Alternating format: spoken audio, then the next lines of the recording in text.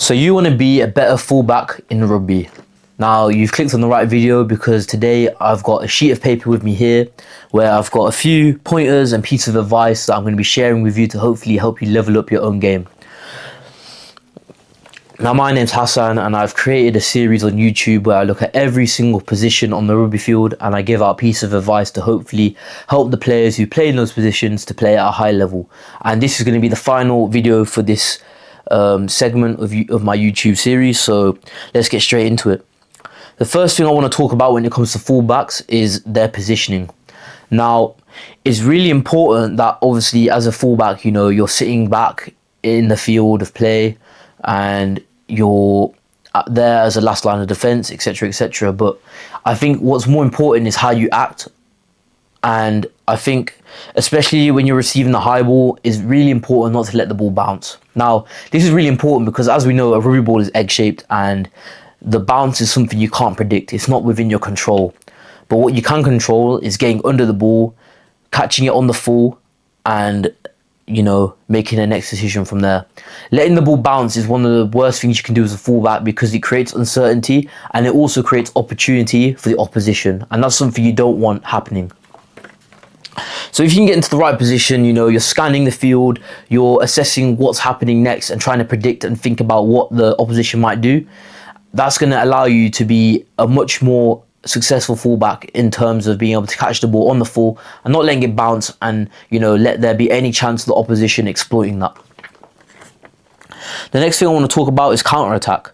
So kind of moving on nicely from that last point, once you do successfully catch that ball on the full, you have a lot of opportunity now to act on it because, number one, you're sat much further back than the opposition's defensive line, so you have way more time than anyone else would on your team to attack with the ball. Now, you have a whole selection of options that you have, but I think it's very important that, you know, you make the right choice. Now, this comes down to a few things. I think really importantly, you're recognizing what's in front of you. If you notice there's a nice gap or there's an overlap, then you can exploit that. If you notice there's, you know, a chink in the defensive line that you could run out and exploit and really apply pressure to do it. But also if you think there's a need to, you know, return the kick back and try and exploit the space in the backfield of the opposition, you can also do that as well. It's really making the correct decision in the moment and acting upon it as well. I think the most important one as well is that you can really create a lot of successful attacking momentum as a fullback. And I think it's really important to have really good agility, have really good footwork, and also be able to recognize the space and recognize what's in front of you. If you can combine all of those together, you're going to be very successful and you're going to create many opportunities, not only for yourself, but also for the players around you to hopefully create some attacking momentum in this counter-attack and hopefully score a try as well. The next thing I want to talk about is tackling execution. Like I mentioned earlier on in the video, the fullback is the last line of defense for your team when it comes to defense. Now, it's really important that you're able to execute your tackles every single time because it's very simple. If you miss your tackle, the opposition are going to score a try. So you need to be clinical with your tackles. You need to be disciplined as well, making sure you get nice and low. You go for the legs. Make sure you get those men down to the floor.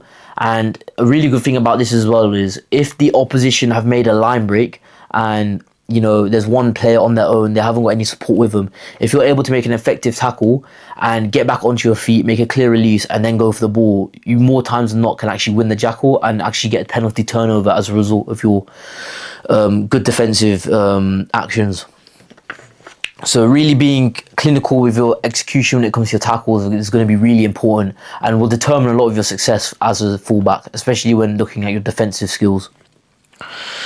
And then the last thing I want to mention for the fullbacks is the fact that you have the best view of the pitch. And this is something that the best fullbacks in the world will take for advantage. And they will use it in a way that they can scan the pitch, look at what's going on, try and read what the opposition are thinking, what they might do next.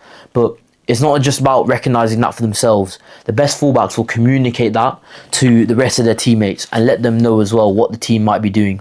If they're if there is an overlap in defense, the best fullbacks in the world would let them know. So if you need to, you know, pull left or pull right in terms of your defensive line, that's very important. But then also in attack as well, a fullback can also recognize if there's an overlap that you can exploit. So sometimes it's a matter of listening to the fullback in terms of where the gaps are, and if there is an overlap, hopefully, you know, your scrum half or whoever has the ball can pass it to the right side, and you guys can exploit that error by the defense and hopefully score more tries and be more successful in your games.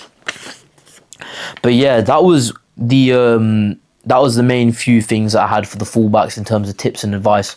Obviously, I'm a prop, so you know it may not be the most effective piece of advice, but hopefully you did find something useful. If you did, leave a like on the video so that way I know that I have hit the nail on the head.